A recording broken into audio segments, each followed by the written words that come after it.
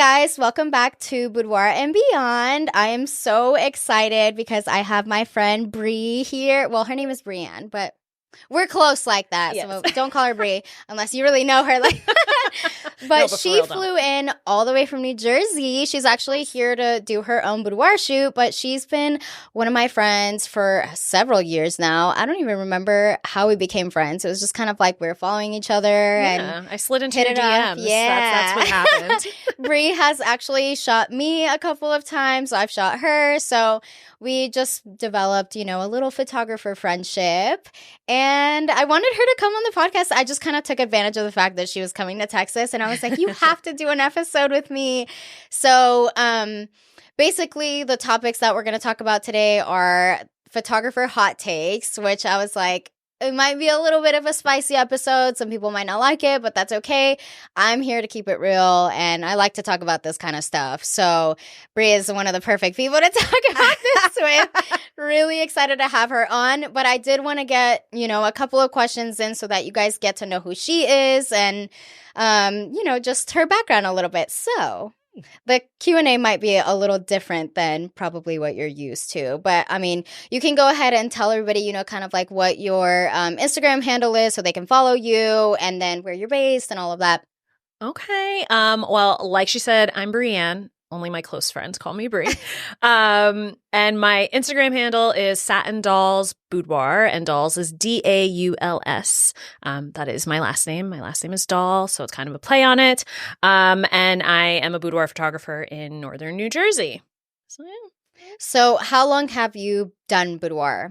I have been shooting boudoir for 3.5 years this year. And was or it 4 years this year, but yeah. Was it is it the only thing that you've shot, or did you do other things? No, I did families for a very long time. And then once boudoir fell into my lap, that was it. I just sayonara families. That was it. I was like, bye, babies. Gotta go. What was it about the first shoot that you did with boudoir that kind of catapulted you to where you are now? I think that the very first shoot I did was with a good friend of mine, mm-hmm. and it was just seeing how she felt seeing those pictures. Yeah. And when I look back at those pictures now, I'm like, oh my God, I made her feel good and these pictures were terrible. Yeah, right. We all go through that. Did you charge her too? Or no? Okay, no. It was more just practice. It was just practice. Yeah. And I the first couple, probably the first 5 shoots, I was like, what the hell? And then thank God they were free because right? I would die if anybody was like, yeah, I paid her lots of money for this. They're terrible. But I just saw how it made her feel. And at the time, she was postpartum, had just had a baby and was just wanting to feel good about herself. Yeah. And I was like, well, I'm trying this new thing. Let's see if it works. And I loved how I made her feel. And then I liked how it made me feel. So I was like, let's just do this thing. How long did it take you to book your own shoot before? Because I'm sure you shot a lot of people before you were finally let me get in front of the camera.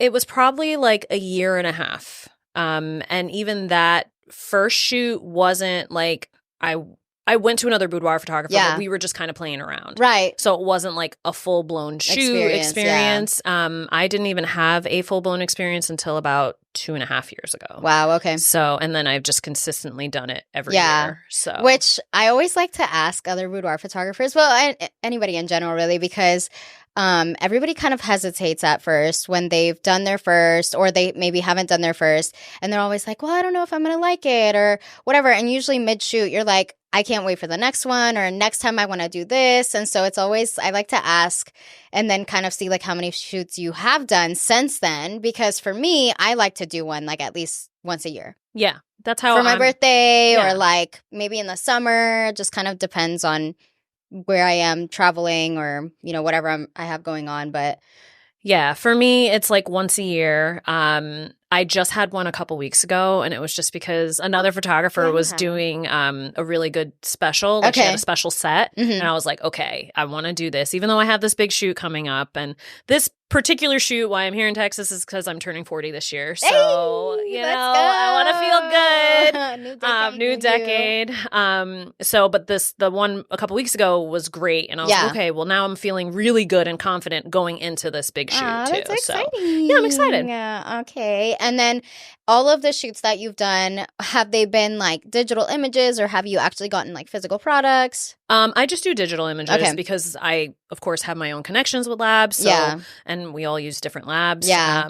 So I just will order my own stuff, but I make sure I print everywhere and everything. I do an album for myself. I do wall art for my studio, and then I do like ice blocks for my house. Oh, I love it. What does your husband think about what you do for a living? He loves it. Yeah. He loves it. Well, it's funny because most of my initial clientele, my husband's a nurse, so we tapped like all the hospitals and nurses in northern New Jersey. I love nurses. They're some of my best clients. Same here. Yeah. So like I've seen most of them naked, which is awesome. But it's also nice because if anything ever happens to me, I'd be like, it's cool. I got a girl here. I got a girl there. And they're so deserving, you know, especially I think post-COVID, we all saw like everything that the medical field goes through. Yeah, and, oh my gosh. You know, I think it was, of course, amplified with the pandemic. So any opportunity I have to give back to anyone in the medical field, but nurses in particular, because I'm married to one, it's always super special for me. Yeah. Oh, that's awesome. I love that. And obviously you're a mom. So one thing in particular that like I gravitate towards is a lot of other photographers, obviously, that become really close friends of mine. And like I said, Brie doesn't even live here, and she's one of my best friends. But she's also a mom, so like we can kind of relate on that. Literally on the way here, we were just talking about our preteens and all the mom drama and stuff that we have to deal with. But I also think it's always like really special when you connect with a photographer, but they're also a mom because we can, you know, relate on that level. Yeah.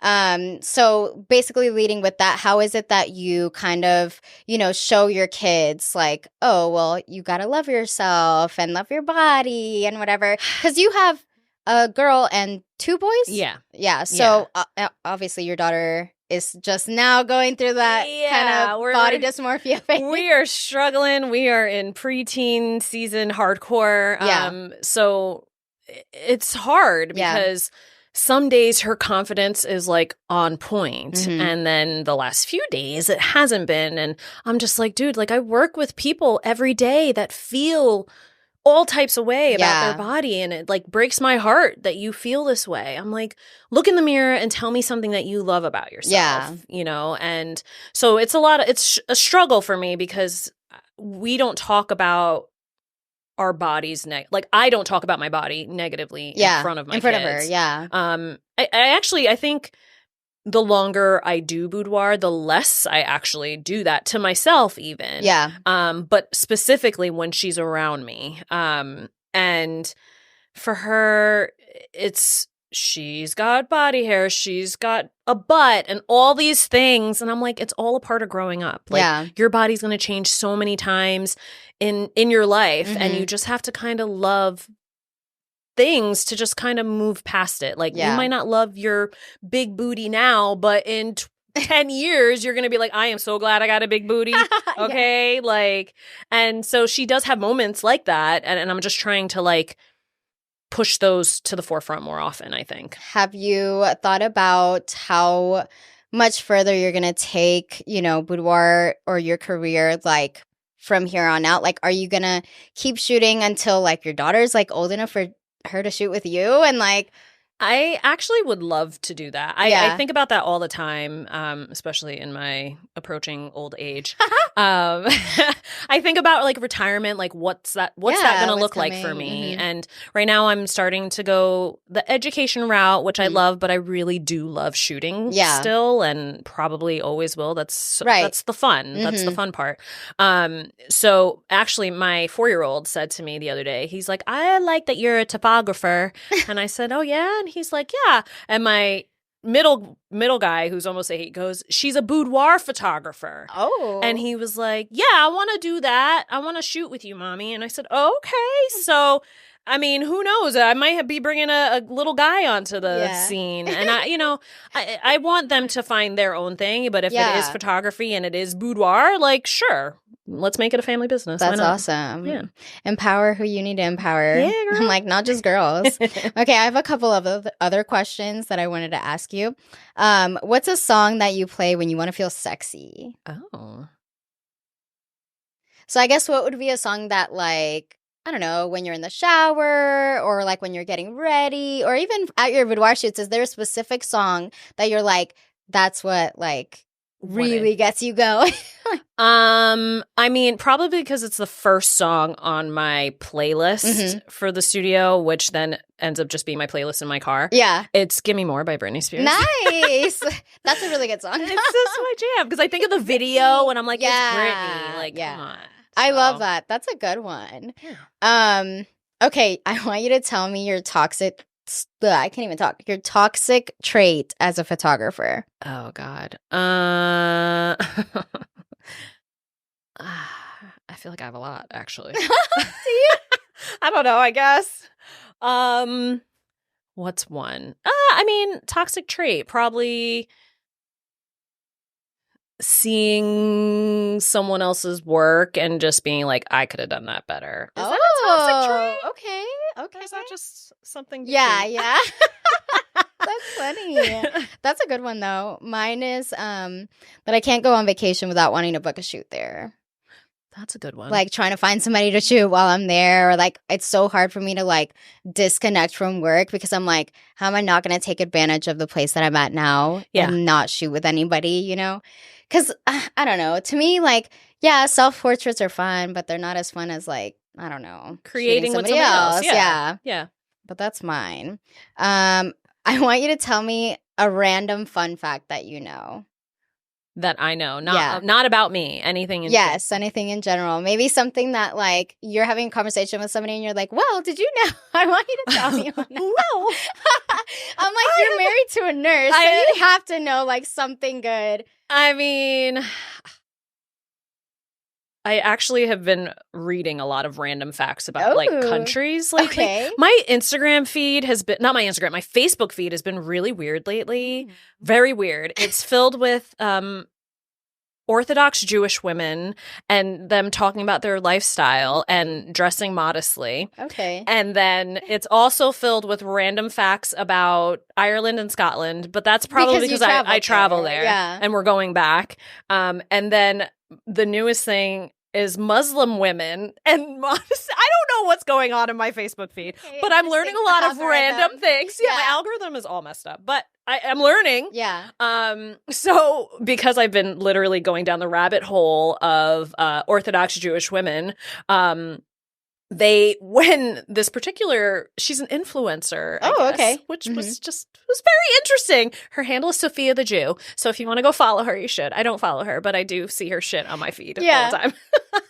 So I found out when they go, I mean, of course, a lot of them, they have to eat kosher. Yeah. So when they go to say like, do you guys have like Great Wolf Lodge and Kalahari and stuff here? So she took her son and they did like a family trip there, and they had to bring their own food. Okay, yeah. So they had to do something where they can make the microwave kosher. It's like something about the boiling settings the or water. something? No, you have to like boil certain water. I'm like, is it holy water? I mean, it's not holy water, but it's something like that. And that is how they can make it kosher. And I was like, wow. I would never have known this if it wasn't for Sophia the Jew. Random fact of the day, in case you didn't know, you can make your microwave kosher. You're welcome. Oh, that's so funny. Okay. Moving on, we're going to talk about the photographer hot takes. I actually posted the anonymous box for you guys to go on there and just give us, some stuff to talk about. So the first one is, no one cares that you say that you run a 6 or 7 figure business. That's one that I've seen a lot too in reels where photographers, I guess, I don't know who they're telling this to, if it's other photographers or if they're trying to tell their clients.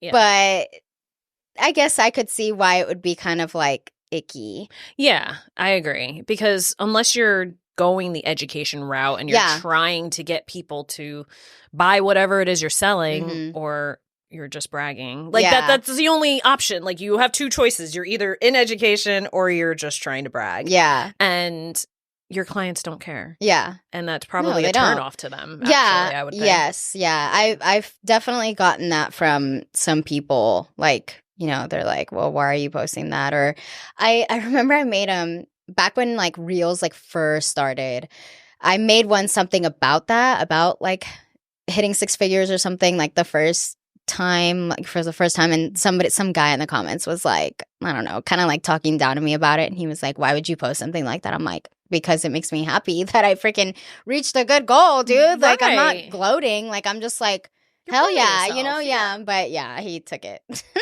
the wrong way. So that's an interesting one. Okay.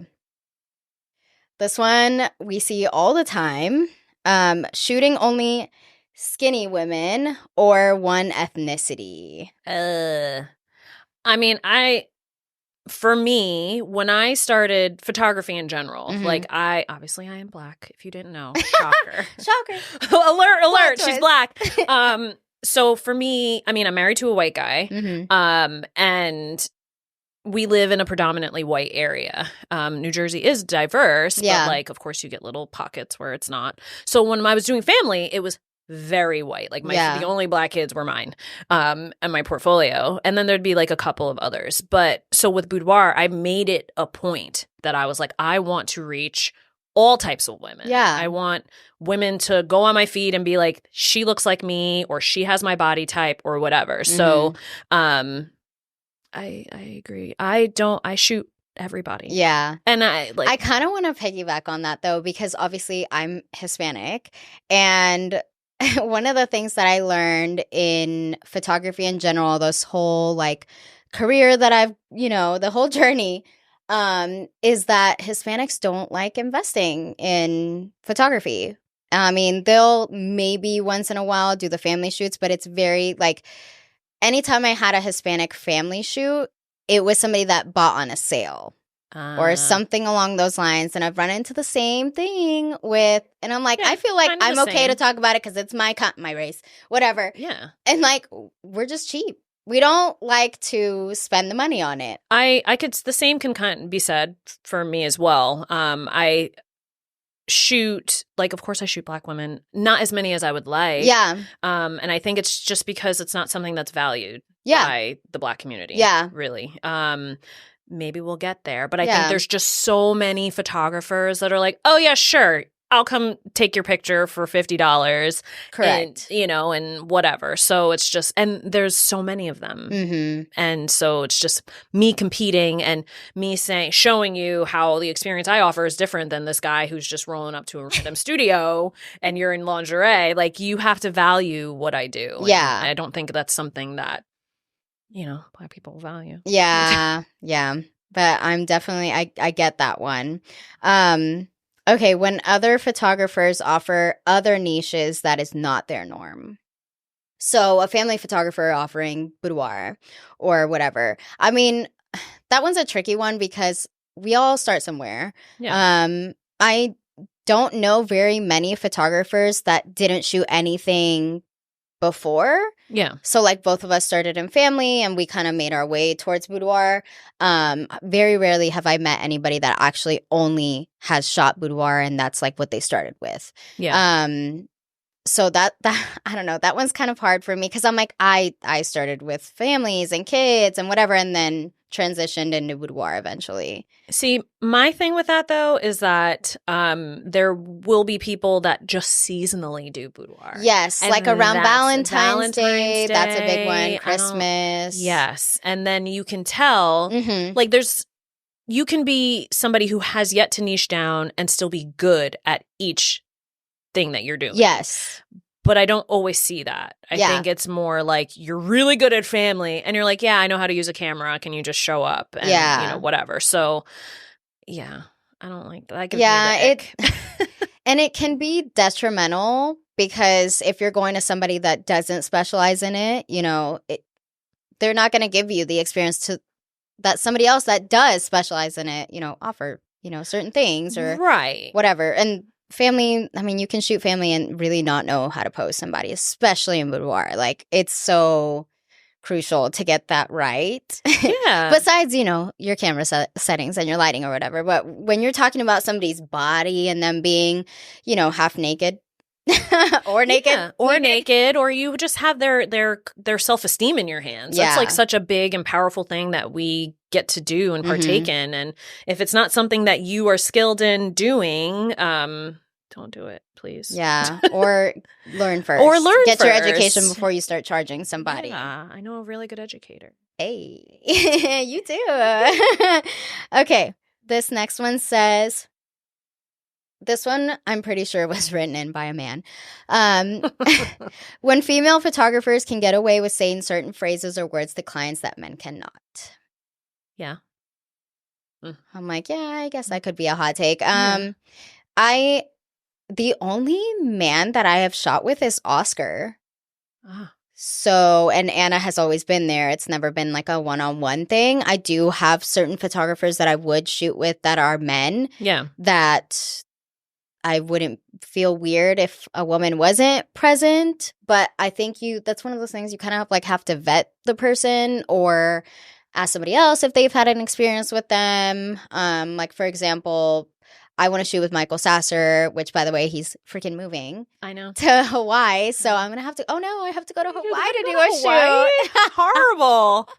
So, but like he's one of the ones. And then I know a Russian photographer that I really want to shoot with. But yeah, I don't really know too many men that won't make it weird.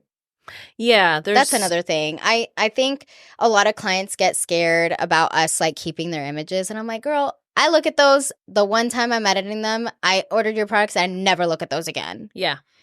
Yeah. I mean, same. Like I probably, really the only male photographer I'd probably shoot with is probably Michael. Michael as well, yeah.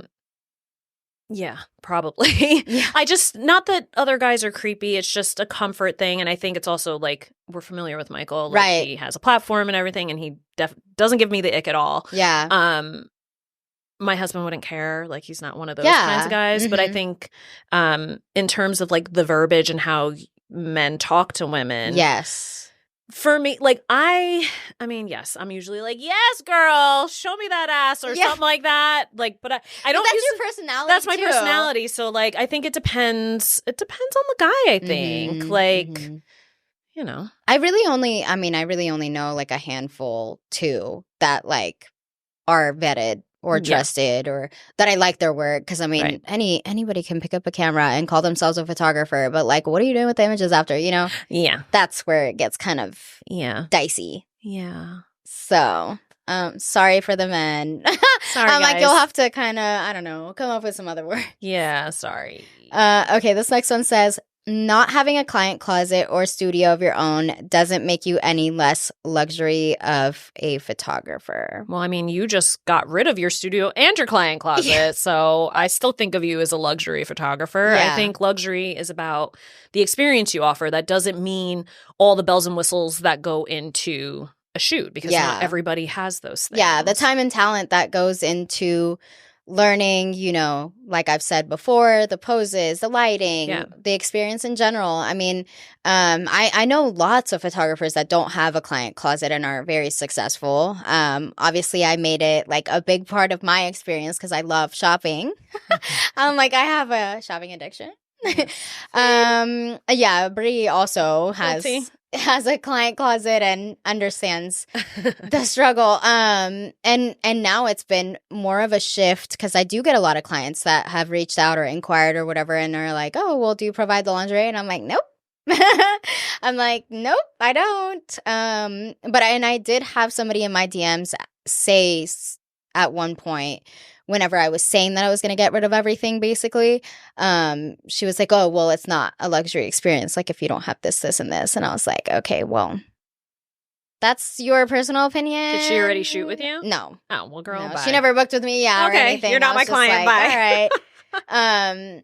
And this has been definitely a learning curve, because I almost feel like I'm back to square one in a sense of where I started. Because when I started Boudoir, I didn't have a client closet. I didn't have my own studio. Yeah. So, but back then, I mean, that was, I feel like, a long time. I mean, it was 8 years ago. So like back then, Peer Space wasn't a huge thing. Like there wasn't rentable areas that I could go and shoot boudoir, because it's not something that everybody that has a home or a space to shoot in wants you to shoot. Yeah. They just immediately see it as porn or like whatever. And I feel like now, as the years have gone by, the way that the market has become more saturated, you know, in photographers, especially boudoir, people are more open to allowing that type of photography. Right.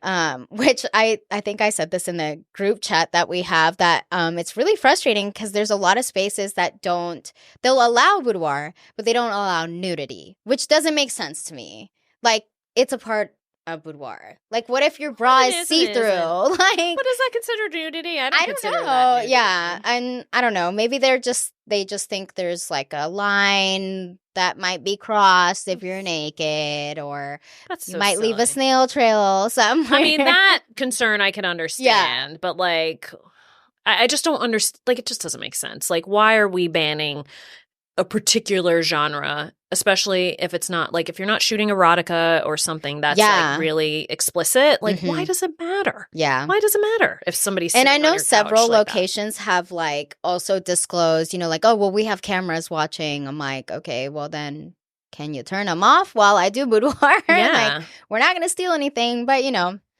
it is what it is. I'm going to go steal your couch. But yeah, I mean, I think going back to it doesn't make you, or it doesn't make it any less luxury if you don't have that stuff. I obviously think it's better if you do, but it's a matter of convenience. Yeah. That's really what it is. Yeah. And I think for me personally, nobody in my area has a client closet, so that makes me stand out. Yeah. And clients are relieved that they don't have to bring stuff with them. And I'm like, cool. Actually, I wish I could have like kept a log of how many times my client closet was actually used, because I mean, I got rid of so much stuff that still had tags on it, was never worn. You know what I mean? Yeah. So I'm like, it is a good thing to have, especially for people that, you know, maybe they don't want to buy it on their own, or like they can't afford it, or they don't want their husband to see a lingerie charge on the, you know, the account, and then they're like, what are you doing? Like, right. Where did this come from? And it might have been a lot of money, especially if you're like spending at, you know, Honey Burdette, or yeah, well, let's not talk about that.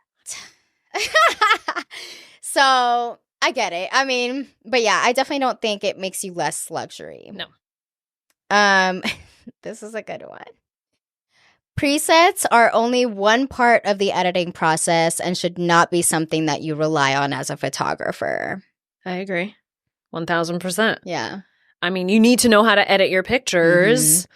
And if you're using a preset, you should know how to tweak it, because they're not one size fits all. Correct. Yeah, I was going to mention that, especially for us. I'm like, women of color. Yeah. Like, some presets don't look at us. Like, I'm not trying to look orange. And I'm not trying to look green. Like, come on. Or purple. Yeah. Like, no thank you. So, yeah, you have to know how to edit for whatever situation you're in. And if you're relying on presets, you need to know how to use them. Yeah. Warm them, cool them. Yeah. And all that jazz. Don't we know too much about that? Okay. Boudoir photographers expect their clients to pay full price but won't do the same. Oof. Oof. Not me. I have paid pretty much for every single shoot that I've done. Yeah. Besides, like, stuff that we did in Vegas. Obviously, I didn't. Well, that was fun stuff. Yeah, that was us being creative. Yeah. And in that sense, like, you know, I've done a lot of that kind of thing too with like Anna and Oscar and like just friends of mine. But if you fully expect to have like a full-on experience where somebody does, you know, like have their own studio, a client closet, they're providing, you know, what's it called? Bonus sets or luxury like items that you get, you know, your images and stuff, like, you better pay. Like, don't expect your clients to pay, you know, $6,000 and you're over here like, no, it's too expensive, or no, I don't want to pay. That makes no sense. None whatsoever. I'm like thinking every experience I've had, I paid. I might have gotten in on like some sort of deal where you're like, oh, $200 off of whatever, but I'm still paying. That might be off the retainer, and then the rest I'm paying in full. So always. And then my shoot that I had a couple weeks ago, I forgot. It was like her retainer was low, And then it came with a certain amount of digitals. Okay. And then I ended up loving them. And I was like, well, let me upgrade it. And, and get got the rest. whole full digital package. Like,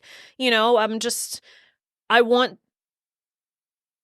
to make sure that photographers are, not that I wrote this, I didn't write this. Like you can't expect your clients to be like, oh, here's all my money and not do the same, especially when we all know how much money we're all making. Yeah. Like we're all, I mean, maybe not now, but. Yeah.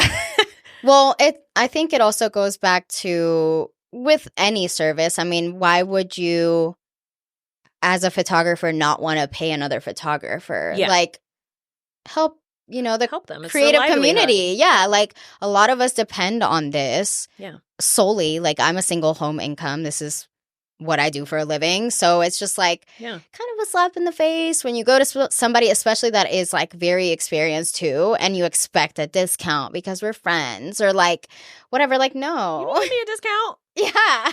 Like, I don't get discounts. So, like you better represent and pay your fellow creative what they're worth. Yeah. I've also seen too, because obviously we're a part of a lot of Facebook groups that are for photographers where they will talk about, like trading services, which is fine. Like if you are okay with that, but I've also seen like, oh, well, I'm looking for this piece of furniture. Like I'll give you, a 30-minute shoot if you give it to me for free. Like, oh yeah, I've seen that. I don't like that. That's icky. Yeah, that's to weird. Me. Yeah, I don't like Either that. pay for the furniture or pay for a shoot. Like, right. I don't know. Exactly. Yeah, I actually just saw something like that the other day, and I was like, it gave me the no. I'm like, and I don't get that a lot with photography. I saw a quote the other day, and it kind of went in with really any kind of service provider or whatever, but I changed out the word that they had originally used, and it says, if you think a good, and then it said blank, so I put photographer is expensive, you should see the cost of a bad one.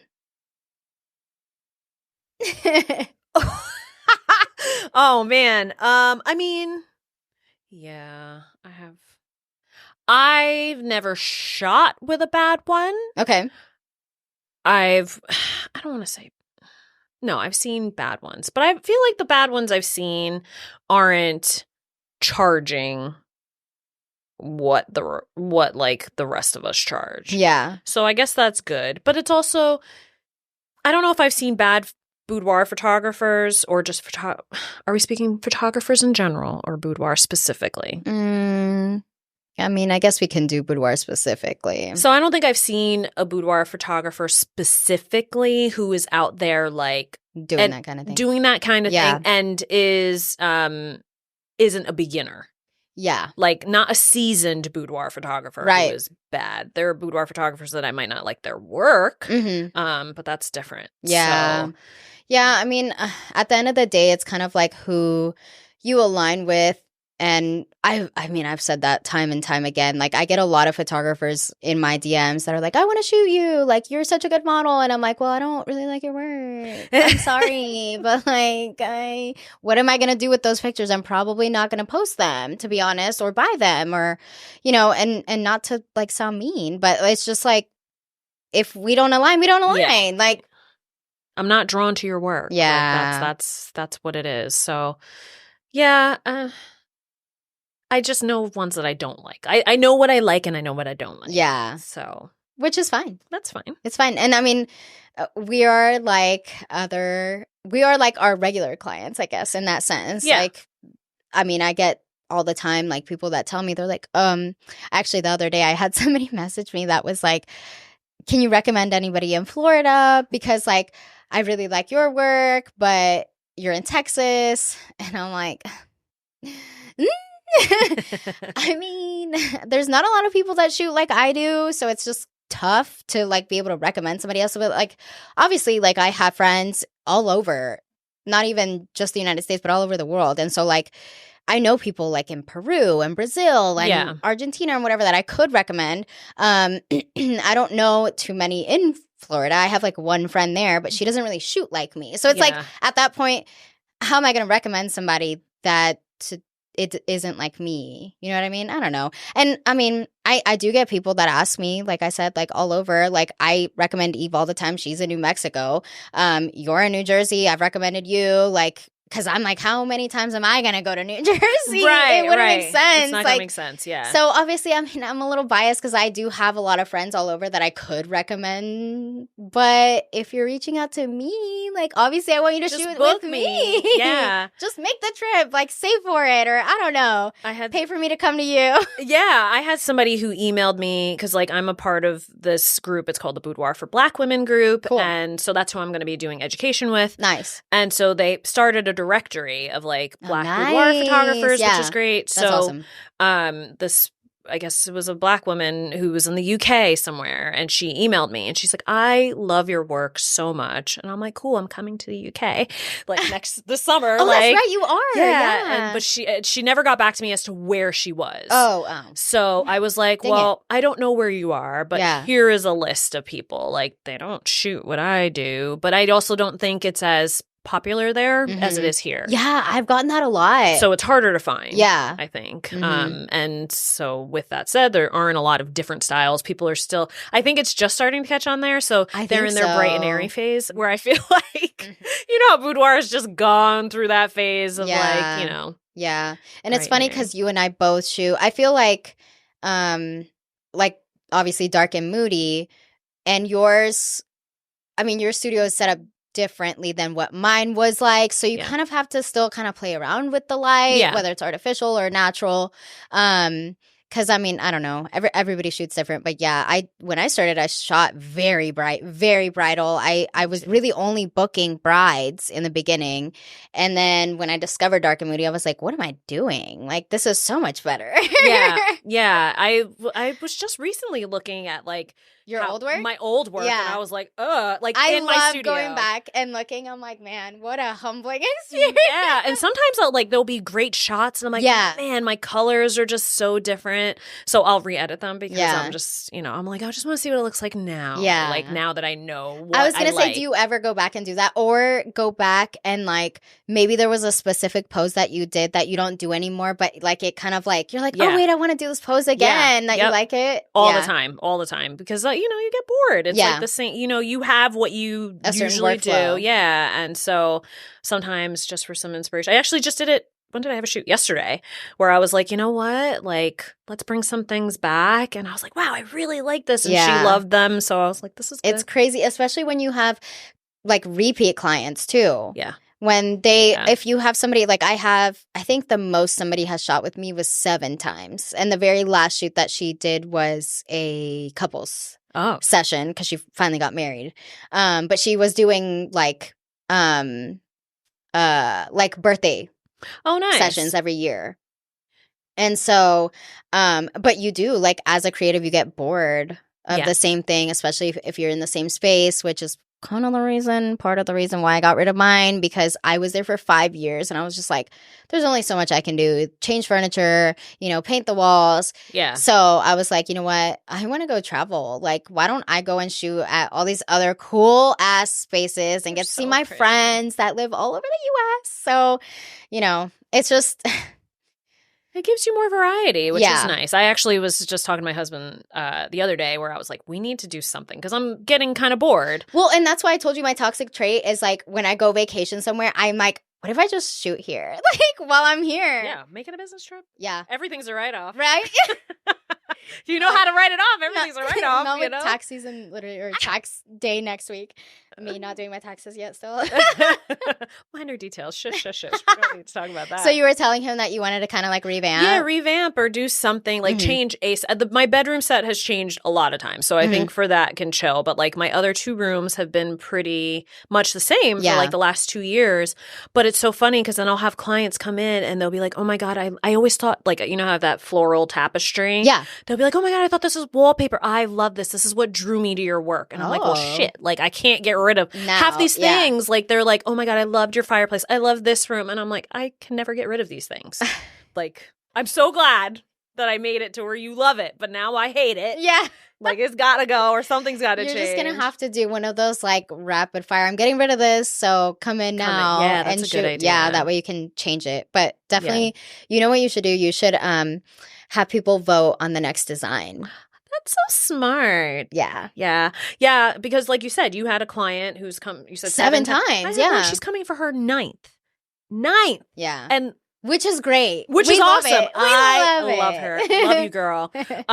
But it's just like insane. And I freak out. Like I stress. Yeah, you start getting like, oh my God, what are we going to do? What can I offer now? Yeah. And she's always like, I trust you. You know, I always love, which is great. Yeah. She also is somebody like if I'm having a rough day or like really suffering with like imposter syndrome and I'm like talking about it on my feed or something, she'll text me and be like, we need to have a come to Jesus moment. And I'm like, I love you. Oh my gosh. So yeah, she's a ride or die client for sure. That's awesome. Don't you love that though? Like whenever you really connect. I think I just posted it on my story yesterday. It was like the one of the guy and the girl that are like dancing. And it was like basically when you've had a repeat client so many times that they like you just vibe really well. And as soon as they come in, you just know it's going to be a great shoot. Yeah. And then you end up becoming friends with a lot of your clients, which is awesome. Like, I mean, I've gained so many friends just doing that. Same. And it's just the gift that keeps on giving. I know. Yeah. Also like Boudoir, just saying. Yeah. Well, the other question that I had asked in the anonymous box, I think it was like 2 days ago, was for people to let us know why they haven't booked an experience. And so I want you to tell me what was your reasoning why you hadn't done one until you finally did do one. It was mostly about money. Okay. In the beginning, for sure. I had a lot of favorites at the time, like when I first started, you and I weren't friends yet. Yeah. And I was like, okay, well, I don't know if I could make the commitment to fly down to Texas. Right. So I was looking at like the local, like tri-state area. So that's how I kind of made my decision, but it was definitely money in the beginning. Okay. Sure. And what kind of like, I guess, made you overcome that? Did you save or did you? I got money. Because a lot, that's definitely one of the reasons that we get a lot, that we hear a lot from people that inquire, you know, like, oh, it's a big investment. Oh, I can't afford it. And there are several people that do offer payment plans. Yeah. I know you and I both do, because we do know it is a big investment and not everybody just can like freaking hand off $5,000, you know? Yeah. So I did a payment plan. Okay. And made it easy. I mean, at the time it was also like, okay, if I book this shoot, I'm going to get my ass in gear, get my ass to the gym. In shape. And I'm just going to get in shape. And I'm like, don't we all? You know, but it didn't even happen. Like for Mm-hmm. that first shoot, like it didn't happen. And, you know, and I woke up with my period that morning. I was like, no. Oh, yes. So it was like not the most ideal day, but I love the pictures. Good. It still made you want to do it again and again. Yeah, I didn't want to not do it. It's something that I feel it really is a gift to me, and like capturing myself in that moment, in that particular, at that age, that particular hairstyle, because I'm always changing this. Yeah. Hair, so all of my shoots actually have been with different hair. Oh, cool. Yeah, with you, I had my purple mermaids. and pink. Yes. Yeah. Oh, well, it had blue too. Yeah. Yeah. I had 3 different colors, and then my first one I had pink. I had one that I had purple.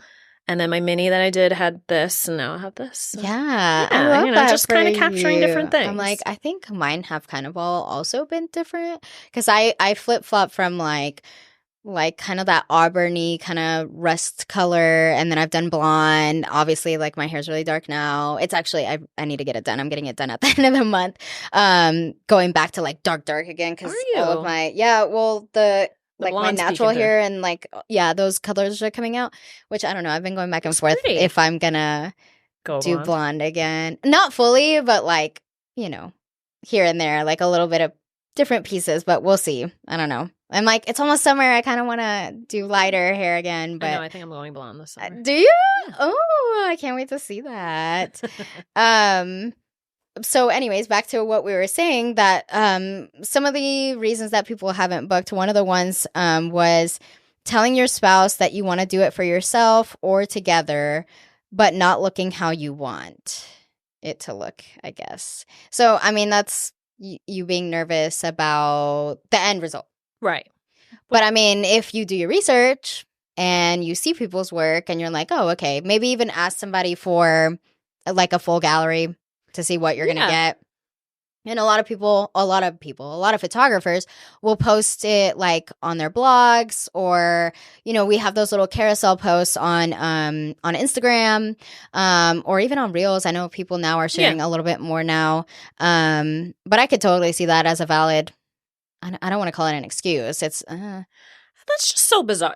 To me, it's bizarre because if you're doing your homework and you're following a photographer, you're seeing their work. Yeah. So it's not like that was a good day for them and they just decided to post their good work. Yeah. Although for some it kind of is.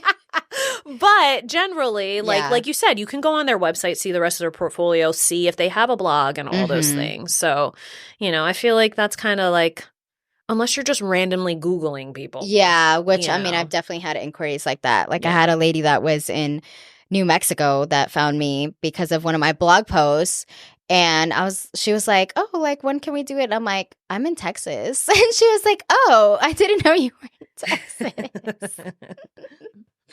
And we've talked about this one already, but I kind of want to dive in a little bit more. This person said cost. Yeah. So obviously, well, for me personally, I've been a photographer for 13 years. So it's not going to come cheap if you're hiring me, because it's my time and talent. I have a lot of years under my belt doing it. Again, I still have to be profitable, because I am a one income household. And so I hate talking about money because it can be so taboo, but at the end of the day, we are a business and we have to make money. Like, so yeah, the investment if you really like the photographer, do a payment plan with them or save. Yeah. Just save the money. I made it, like, this year I decided to add more payment options for people because I'm like, there should be no excuse. Like, I mean, even though I've offered all of these different options, people are still using like my in-house one, which is great. Yeah. Because that's more flexible as opposed to using PayPal credit or Klarna. I'm like, listen, I use a payment plan for everything. I'm buying lingerie. I'm using Afterpay, Klarna. Same. Breaking up those payments because life is expensive, guys. Yeah. So. But it goes back to the value. Yeah. I mean, if you value those images, that experience, that photographer, you're gonna have to pay the price that they, and at the end of the day, they have to get paid. So it's just like, what are you gonna do? Yeah, I just think it's also hard for people to rationalize how much photography costs because there are so many like pop-up photographers, and I was guilty of it myself when I first started with families, where I was like, oh, for 30 minutes it's $175 and you get 20 digitals. Yeah, and so once and that was a part-time gig. I wasn't trying to feed my family, right? So now it's more. I mean, we're two-parent income household and all that stuff, but like we're still now on equal footing. Like I'm no longer, especially with the recession and so we're on equal footing. I need to be able to pay my part in my home and contribute, and I can't charge $175 for it. Oh my gosh, it's just not sustainable. I have rent, I have other expenses. You have kids? I have kids. Yeah. So I think people just It's a fine line between educating your client base and not seeming desperate, but being like, I need to get paid. Yeah. It's hard to explain that to people because they just think we're a dime a dozen. Yeah. And it's crazy because even now, I still see it where photographers won't raise their prices the following year. And I'm like, you're losing money because of the recession and the way that the economy is right now. Like, you have to, in order to like keep up. Like, you see how much we pay for eggs and chicken and like groceries in general are just like insane. Yeah. And I've mentioned this before, I think in another podcast, but this year is election year and it always gets like this. Everybody is clutching, their wallets and their little coin purse and they don't want to spend, and we're a luxury experience, so we get it. Yeah. But we do have those clients that message us all the time that are like, oh, I've been following you for years and I really want to invest in you. I just can't afford it right now. And that's fine. Yeah. That is fine. Like, we will wait for you. I literally will just We be want like, you to I'm come here. in. Yeah, I'll be like, I'm here when you're ready. Yeah. Like, that's literally what it is. Actually, my client yesterday was like, I've been following you for 2 years. And she finally booked in November. Wow. And came in and she rocked it. Yeah. Rocked it. And she was like, I am so happy that I finally just did this. Yeah. And it's, I don't know if you feel this way, but like, it's hard to explain to potential clients, like, the experience itself. Like, of course you can say like, this is what I offer, this is what I do, but like how you are going to feel, I can only put that into so many words until you actually do it. Yeah. So it's like hard, I think sometimes to explain the value that you're going to get out of it. Until you're actually there. Until you're there. Yeah. So. And feeling all the feelings and all the things. Whenever you do shoots or have done your shoots, do you get nervous before?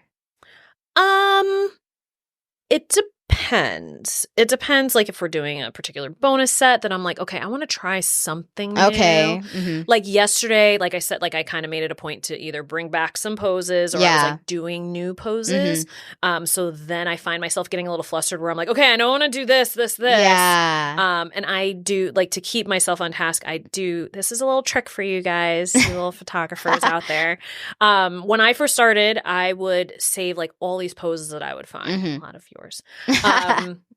But I would save a lot of poses and I would take pictures on the back of my camera or take pictures with my camera before the shoot. So that way, and I would try and take it in an order that I know I'm going to be shooting. Okay, that it would work in your workflow, basically. Yeah. And then as I take the picture, I delete it.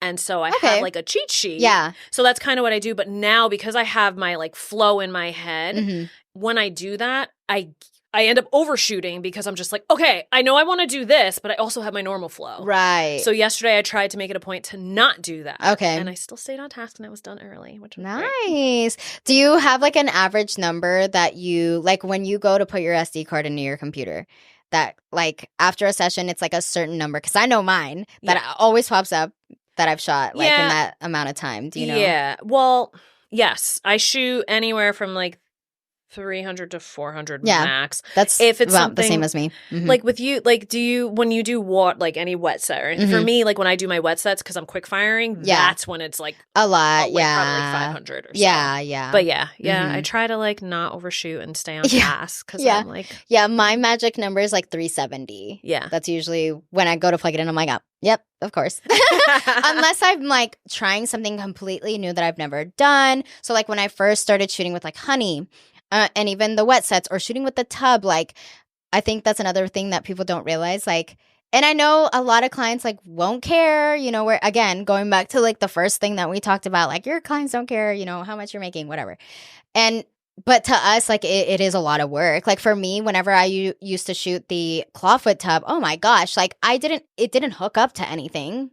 For those of you that never came to my studio, that thing was not hooked up to anything. Okay, I literally had to pull a freaking hose into the studio, like, and fill the tub up like that. Like that's a lot of work. And so whenever people would want to shoot with the tub, I would tell them, I was like, okay, like if you actually want like good water and like bubbles and everything, just know like it's the very last thing we're going to do. It's probably going to take a little bit longer. So like you're going to be here a certain amount of time more and I'm going to overshoot most likely.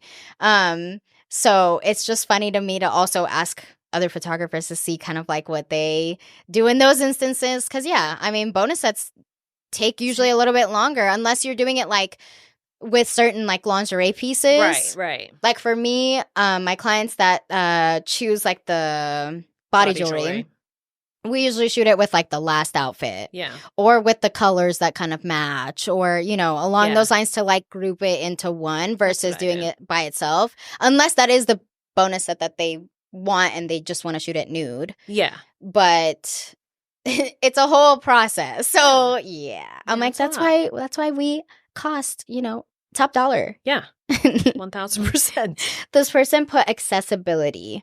The boudoir photographers I want to see don't live in the same country. And then she put in parentheses, you. As me, and my flights and accommodation will literally cost me quadruple the cost of the session. That sucks. I hate when people tell me that. I'm like, just come to me. or just pay fly for me out. to... I mean, there's I'm literally down to travel. there's two solutions. You could either come to me or I can come to you. Exactly. And, you know, Yeah. that's it. Yeah. Sorry about it. You know, I mean, look at her. She came all the way from New Jersey just to shoot with somebody here in Texas. Yeah. And I mean, she shot with me here in Texas. I mean, granted, you know, we are friends also, so it just kind of works out that way. But I would fly to New Jersey to shoot with you. You know, like, again, it goes back to value and like what you want to, I mean, if you want it bad enough, you'll make it work. You'll make it work. Yeah. 1,000%. And, you know, you just, like, I was on a payment plan. I was on a payment plan with you. Mm-hmm. Yeah. I was, right? Mm-hmm. I forgot. But yeah, like, I made sure that, like, my schedule was clear.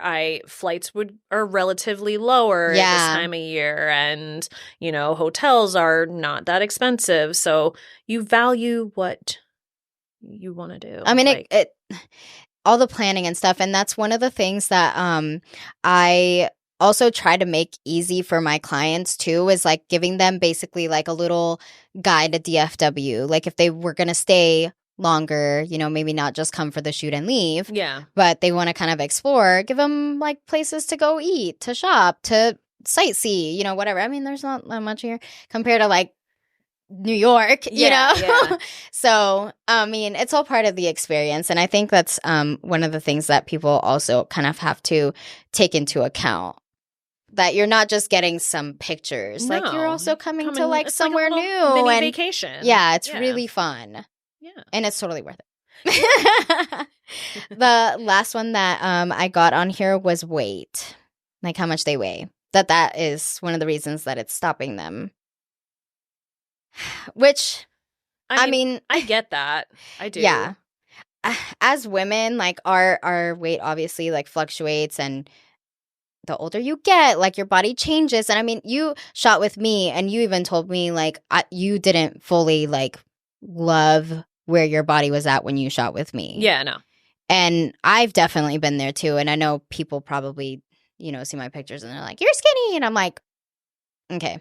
We all have body dysmorphia. Okay. Yeah, there's like, always something you're not going to love about yourself. Like even now, I recently lost like 40 pounds. Oh my gosh. So like I'm feeling good. Yeah. But then like this week I've been eating my feelings a little bit. So I'm like, you know, the lingerie, the pieces that I brought like aren't really fitting me the way I would like them to. Yeah. But it's okay. Like I'm just going to go and embrace this because what else am I going to do? Cancel my shoot? Like, no.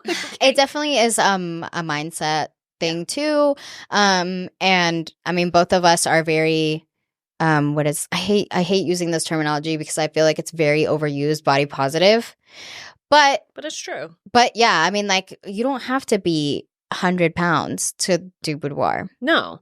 And I think a lot of it goes back to trusting your photographer. Yeah. Knowing that they're going to pose you in your best light. Yeah. And highlight the things that you love about yourself. Because we all have questionnaires that we send. Yeah. And if you don't, you should. Yeah. And, you know, we're going to know the things that you don't like about yourself. I don't even ask that anymore because you're going to tell me anyway. Like they're going to tell you like, oh, I hate my stomach. I hate these things. Yeah. And I don't need to ask. Mm-hmm. But I'll make sure that I'm not going to be like zooming in on whatever it is you don't like. Yeah. You know, some people are like, I don't like my toes. I'm like, nobody's trying to take pictures of your toes. Unless you got an OnlyFans, hit me up. Yeah, right. Unless you got pretty toes, maybe. Feet finder or whatever. Yeah, that's funny. That is one concern that I get a lot too is like clients that maybe didn't get a pedicure or like a manicure. And I'm like, yo, there's literally stick-ons for your feet also. I have them in my studio. I keep them there. Yeah, I did too. And I don't know why that comes to like as such a shock. Because I know nurses like they can't have their nails done, right? Like a lot of the nurses that I've shot, they told me they were like, oh, I had to get stick-ons because like I wanted my hands to be like nicely manicured or whatever. Right. I didn't know that was a thing. Like they couldn't have them done. So that was very interesting. That's in case y'all didn't know. So, and then I've also shot, you know, like a lot of like girls that do pole or like bartenders that maybe their nails are like chipped or like maybe they are like overly done. But it's not a requirement. Like you don't have to have a mani-pedi to come and shoot. No, but we are not looking at your hands and feet. Let's be honest. Not at all. Especially your feet. Like, I'm literally not looking at those. Your hands might be in a couple of shots, Yeah. but like your feet, nobody's looking at those Yeah, things. unless you're like Yeah. at the camera. Maybe their spouse is like into feet. They got like a feet fetish thing, or I don't know. They're definitely out there. But those are the ones that I had. I want to switch topics really quick because we're running out of time, but I want you to guess. I came across this podcast and they were talking about the top 5 sexiest female jobs. And so I want you to guess what they are. Okay. Are they like regular jobs or like? Yeah, they're regular jobs. Okay. Yeah, so don't think too like deeply into it. Just trying to kind of guess. I'm not gonna be like astrophysicist, right? Yeah. But I thought these were very interesting, and this is coming from Tinder too. This was like it was like a survey on there. All right. And you can just guess things, and I'll be like, yeah, it's number 1 or number 2. You probably won't guess them all. I'll probably have to tell you a few of them, but I want you to go ahead and try to guess. Okay. I feel like one is probably a nurse. One of them. No. Really? Yeah, I thought nurse would be on here too, but it's not. Mm-hmm. But there is one that is kind of like in that medical? Yeah, like yeah. A doctor? Not a doctor. Do you want me to just tell you? Yeah, nurse. Physical therapist was number 1. Okay. Number 1? I don't know if it was like in order or if they just I think it was. I mean, it's the top 5 sexiest, but yeah, physical therapist. Interesting. Which I was like, okay. I could see that. Try to guess another one. Teacher? Teacher's number 5. Those teachers. Yeah. I actually believe that.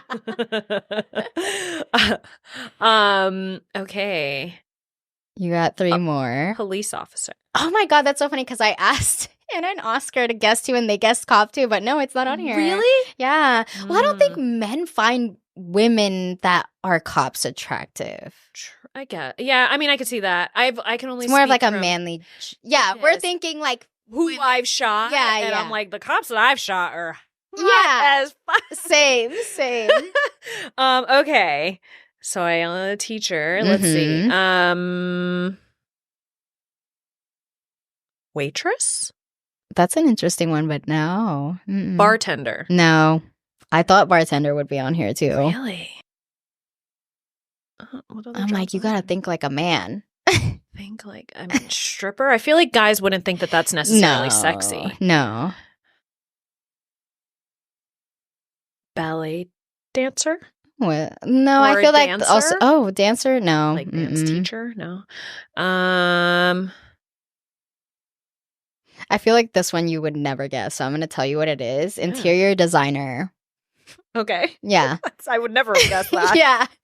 I guess it's because normally it's like a man's job to like build the house and the woman comes in and like decorates makes it. Yeah, it. like nice. So I guess that could be sexy. Okay.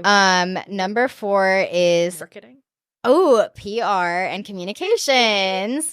And then number 3 is entrepreneur. Oh, yeah, we're sexy as yeah, we are. Okay, yeah. Yeah, so I thought those were funny. I was like, I'm going to have her guess what these are because I feel like not a lot of people would have guessed these. But teacher for sure. Yeah. And physical therapist, that was so random to me. But I guess it kind of that one, nurse, I guess, but medical field, I would never something. have thought that one. That but it specific makes sense. one, yeah. But interior designer is the one that's like, yeah, that was a wild card. Yeah. Well, thank you so much for being on the podcast with me. I had a blast talking about all the things, and I can't wait for this episode to drop. But I hope you guys enjoyed this episode and that you tune into the next one. Make sure to follow us on all social media. We will tag Brianne's Instagram handle for you guys to follow her. And if you're in New Jersey, make sure that you book with her. She's amazing. And I can say that even though I'm biased because she's my friend, but she has also shot me and I loved my images. So, and then make sure that you guys follow, subscribe, share the show. You know, we are on YouTube, Spotify, Apple Podcasts, and we'll see you next time.